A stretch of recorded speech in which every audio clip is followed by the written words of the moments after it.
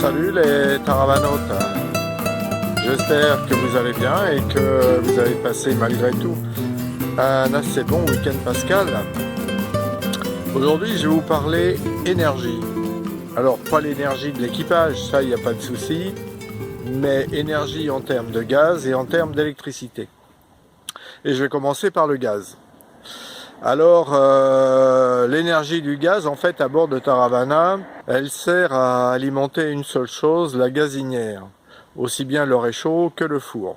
Sur certains bateaux, le gaz sert aussi à alimenter le frigo, ce qui n'est pas notre cas. Alors, quand on parle de gaz, il faut savoir que autour du monde, dans 90% des cas, c'est du propane qu'on nous propose. Et donc il faut avoir à bord à la fois une gazinière capable de supporter les deux types de gaz, mais aussi avoir deux types de bouteilles. Et encore que dans pas mal d'endroits, on nous a rempli des bouteilles butane, oui, avec du propane d'ailleurs, sans que c'est aucune conséquence. Alors les bouteilles, en fait, il faut en avoir plusieurs. Parce que pour les faire remplir, c'est pas toujours à côté.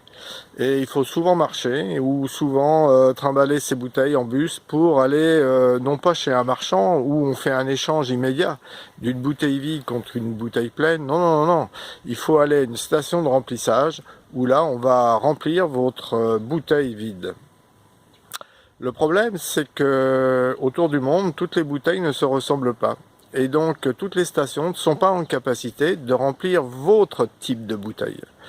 Et c'est la raison pour laquelle nous avons dû notamment dans le Pacifique et notamment au Mexique acheter une bouteille type mexicaine, même américaine, je dirais, qui fonctionne pratiquement dans tout le Pacifique. Les autres bouteilles que nous avions sont en fait des bouteilles de camping-gaz et c'est à peu près ce qu'on trouve un peu partout. Après un petit souci technique, je reprends le fil de la vidéo et je continue mon propos en vous parlant des pannes de gaz. Donc c'est bien connu, les pannes de gaz arrivent systématiquement et je vois pas comment il pourrait en être autrement au moment où vous utilisez votre gazinière et à bord de Taravana, c'est toujours pour le dîner. Et donc c'est à la nuit tombée. Sous les tropiques, la nuit tombe à 18 h. Donc quand la panne de gaz arrive, il faut déjà mettre la frontale pour s'éclairer et ensuite aller dans le coffre arrière où se trouvent les bouteilles de gaz.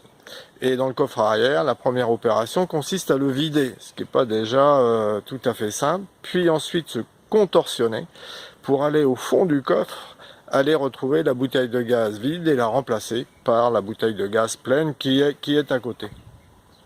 Là, deux cas de figure, soit ce sont les mêmes types de bouteilles, puisqu'on en a plusieurs de même type, c'est relativement simple, un coup de clé à molette et c'est parti, soit ce sont des types de bouteilles différentes.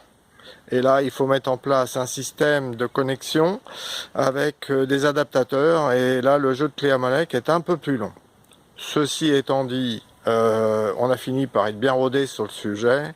Et d'ailleurs, tout au long du voyage, on aura changé, je crois, 31 bouteilles de gaz, ce qui représente à peu près une consommation de 120 kg, oui, 120, 130 kg de gaz. Donc, ben voilà, chers taravanautes, comment ça se passe à bord d'un petit bateau? Le problème de la gestion du gaz. Demain, je vous parlerai de l'énergie électrique, qui est un sujet aussi qui mérite une attention particulière. En attendant, portez-vous bien, prenez soin de vous et puis profitez du soleil et de l'été précoce. Ciao!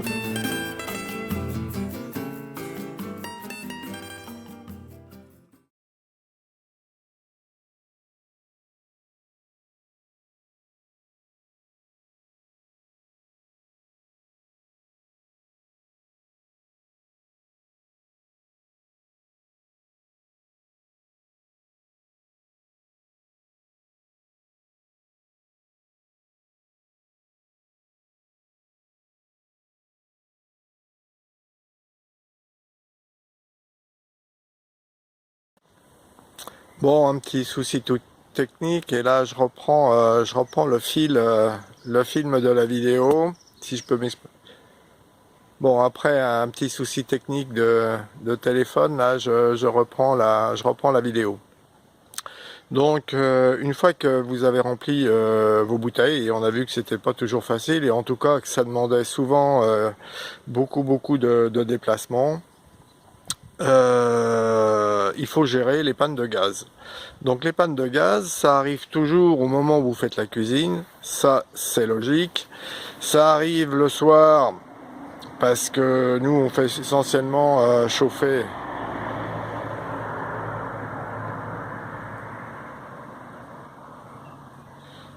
Voilà, après un petit souci technique, je reprends le fil de la vidéo.